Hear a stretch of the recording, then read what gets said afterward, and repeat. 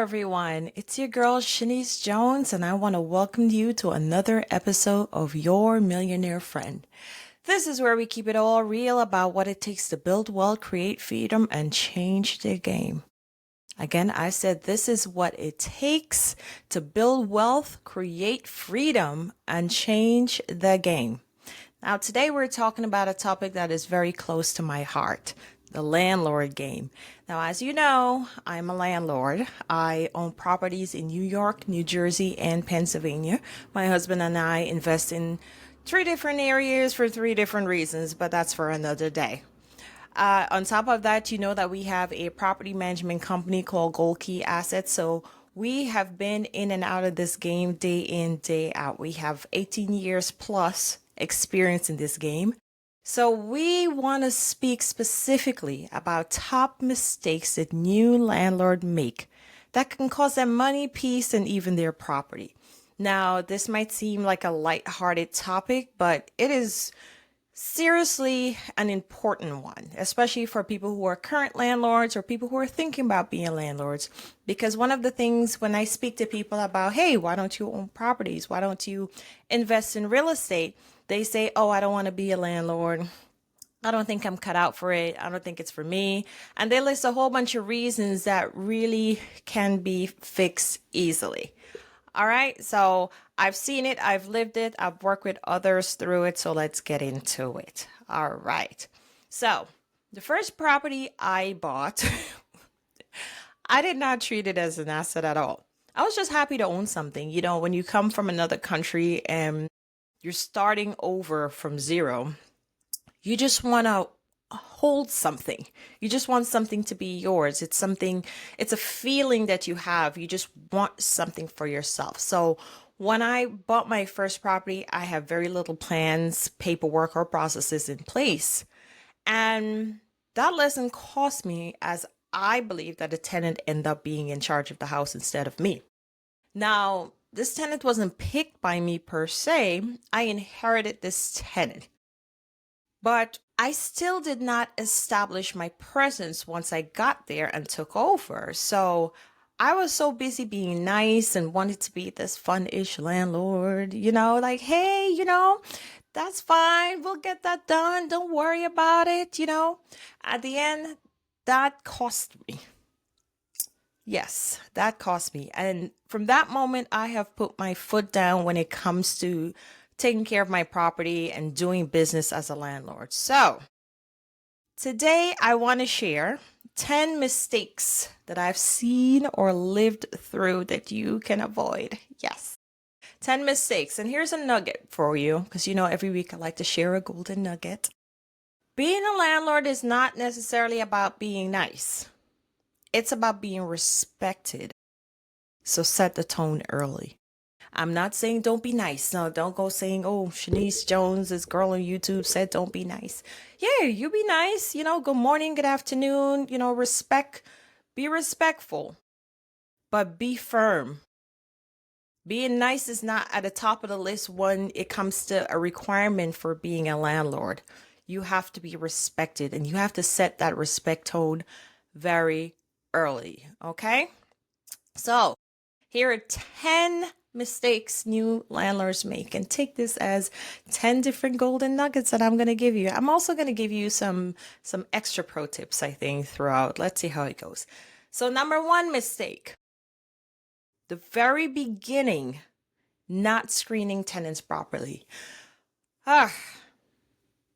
Not screening tenants properly. You have tenants in your property that has no background or credit check.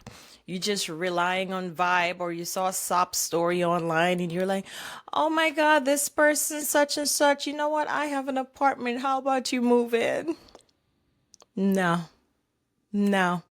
You should be able to have an entire tenant package so that you can decide if, at least on paper, if this person fits the criteria that you're looking for. What is this person's credit? Now, if this person hasn't paid the bank, they haven't paid the student loan, their medical loan, their car loan, credit card loan, hair loan, I'm just that's a sign that they're not going to pay you. Okay, so it is very important for you to look at these reports to get a gauge of the type of person they are. And you might have someone that's very responsible. They pay their bills on time. There's nothing late on their credit report. There's no evictions on their credit report. Yes, that is a tenant that you want in your property, someone who is responsible. If they're not responsible to other big companies that can come after them, what makes you think that they're going to be responsible to pay your rent? If they've been evicted 5 times, what makes you think that you are the exception? Now, do not let a tenant move in without a full screening. Do not rely on vibes. Oh, this person rubbed me the right way. I like this person. I mean, vibes is great. Sometimes you walk into a showing with someone and you can just pick up on their energy. I like when I pick up on good energy, but the good energy has to match the background check, the credit check. It has to match the paycheck or voucher. That's fine. We don't discriminate around here. But the requirements have to be met. Okay, so ensure that you do a complete screening. And that's mistake number one that a lot of landlords need to get done, okay? So here's a pro tip. Always use a consistent application process. And the reason I say consistent is because your eyes will know what to look for after a while. Your eyes going to be like, okay, so credit check, background check, this, that, this is in this part of the report, that is in the other part of the report. And after a while if that credit check is reliable, because there are some platforms that aren't reliable at all. They miss a lot of key information. So use something that works for you and that is consistent. Number 2, skipping the lease. Mistake number 2, skipping a lease. I dislike when I'm purchasing a property and I say, hey, can you send over the leases for the tenants that are currently living on the property? And then the response I get is, there's no lease. Now, I can understand if there was a lease and you're now on a month-to-month because you were planning on selling the property. That's fine. You can send me that. However, no lease is a huge red flag for me. I dislike that so much. I mean, sometimes I just walk away from the house because I need to know what's in place. I need to know why. And the lease is not just for the landlord, it's for the landlord and tenants. It protects both people. I do not rely, I should say, on verbal agreement. I need it in writing. I need it in paper, black and white. I need a lease agreement. I need to know what the clauses are for rent, for late rent, for pests, for pets, for damages, what is allowed or not allowed on the property. Even if you use, and this is a pro tip for this section, a state generic lease like an MLS lease or something, have something in writing, because we're not always going to remember conversations. And I do not like when I take over a property and then I hear, oh, the landlord had promised me this. Okay, can you show me where the landlord promised you that? Because I do not see a lease or a provision in the lease that says that you're entitled to this. And that's when the trouble starts, right? Right? Hey, tip number 3. They're estimating maintenance and repairs. Now, I did a episode prior about passive income not really being passive.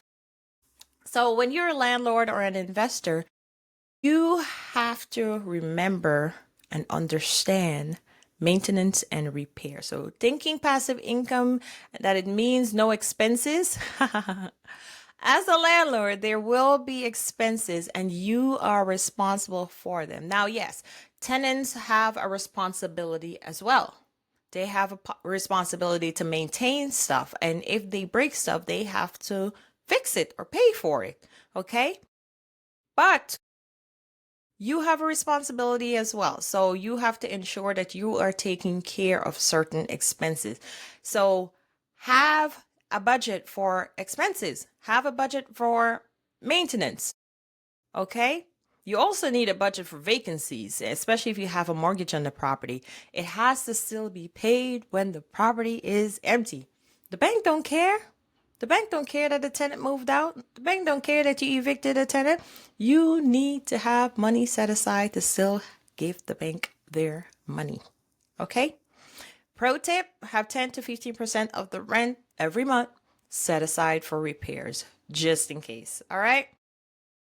Number 4, trying to manage everything yourself without experience. Now, yes, I am a property manager and I do manage a lot of it myself.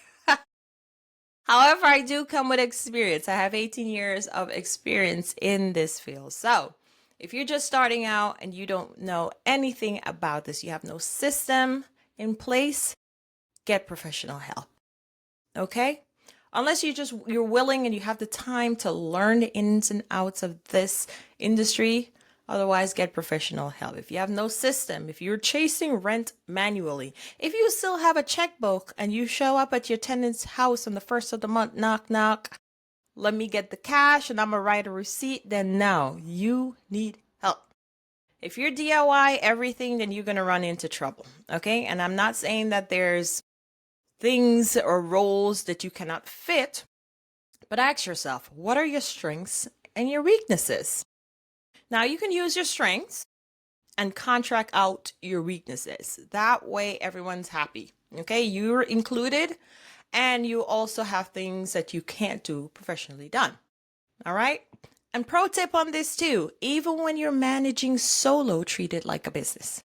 All times. All right. Tip number 5. Letting tenants pay late without consequences. Now, that is a slippery slope into non-payment because people end up feeling like they can pay whenever they choose. And you have to understand emotional management versus financial management, because you're still responsible to pay your mortgage and it may be due on the 1st or the 5th, and you cannot tell your mortgage company, I'm going to pay whenever I like without avoiding a late fee. So if you have a responsibility to pay on time, your tenant has to pay on time. Okay? So pro tip on this, be firm on the rent. It is due when it's due, or there is a late fee. All right? Number 6, not knowing the law. Oh man, I run into a lot of landlords that says, I own the property, I can do what I like.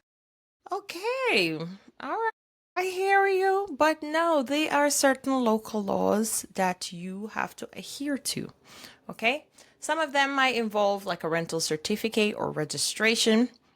Or it might be certain things that are required within an apartment that you are required to put, like a smoke detector.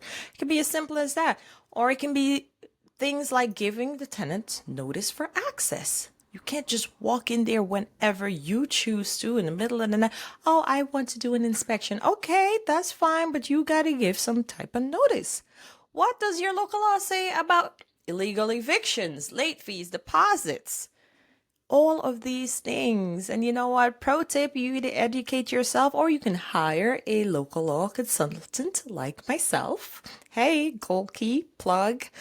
All right. You can hire someone, but you need to educate yourself on what the local law says before you get yourself in trouble. Okay.